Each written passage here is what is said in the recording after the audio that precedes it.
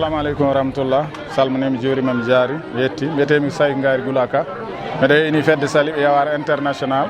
kono kadi komi cukko hoorejo fédération hoodere aynaɓe sénégal saabi oɗo ñalawma ko aynaɓe koye mumen noddi yoɓe kawru ɓe ƴeewa caɗele mumen ɗe ɗe ganduɗa no heɓe ɗe goodi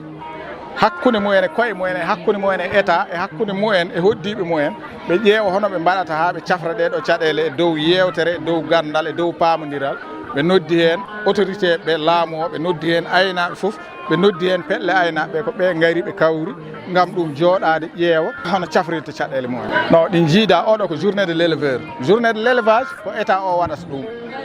journée de l' éleveur nak ɗum ko aynaɓe mbaɗi seeɗaji mumen mbaɗi gayi mumen mbaɗi beyi mumen mbaɗi ɓoti mumen mbaɗi maroli mumen ɓe kawrodini junggo état ala hen mi andi weela neɗɗo rek ara wiya omo hen waɗa seeɗa mum kono ndiga ko goɗɗo waɗi hen ko wona ko aynaka si ndiyam yarama ɗo ko gaynako si tew ƴakkama ɗo ko gaynako ko waɗa ɗo foof ko gaynako ɗi baseji yo foof kala hen ko aynaɓe jooɓi ɗum andi caɗele ɗe heɗe kewi caɗele gaynako heɗe kewi ɗe limotako rafiji hiɗi ɗo guyka hina ɗo gueɗe kewɗe heɗe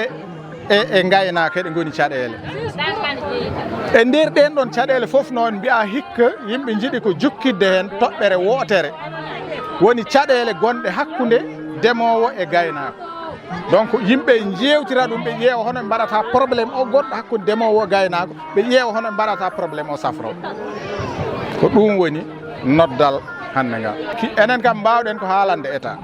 si ko état nani en kalani ɗum si état nanani ne probléme garɗo fof mbasen hen won yimɓe ɓe ɓurɓe pertu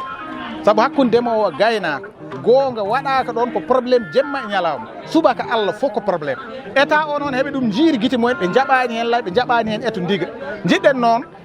ɗumen en kaali ɗum aduna Allah fof nani ɗum état nani ɗum ma document windemo totte ministère de l' élevage ma document totte président de la république joni noon siko tawi ɓe etima e ɗum ɗo ndiga bisimilla siko tawi ɓe etaki hen ndigane enen mbasen won yimɓeɓe ɓe gandanama ko en pertatɓe hen chaque jour ɓiɓɓe men heɓe mbare bille men heɗe cumte guure men heɗe cumte tawa hay ndiga ko rewtata ɗum ko wona kaari nanganoma accama en jiiɗo jiyaɗo e eɗen mbawi ministère de l' élevage DG Samba Ka saabu ko DG ana koye direction de l' élevage en jiiɗo yimɓe gouvernement ɓe bon de garɗen wanne en kaaliniɓe en jeehi haatu mumen en kalde mumen donc ɓe tini ko mbaɗaten ko te ko mbaɗaten ko kam saggirta pour kaari tawaka kala ɗo neɗɗo woni ma tin no ɗum ɗo kam ɗum waɗama te ma heɓen ko foti ko enen ɓay minne mi yetti Allah mi yetti on Windere TV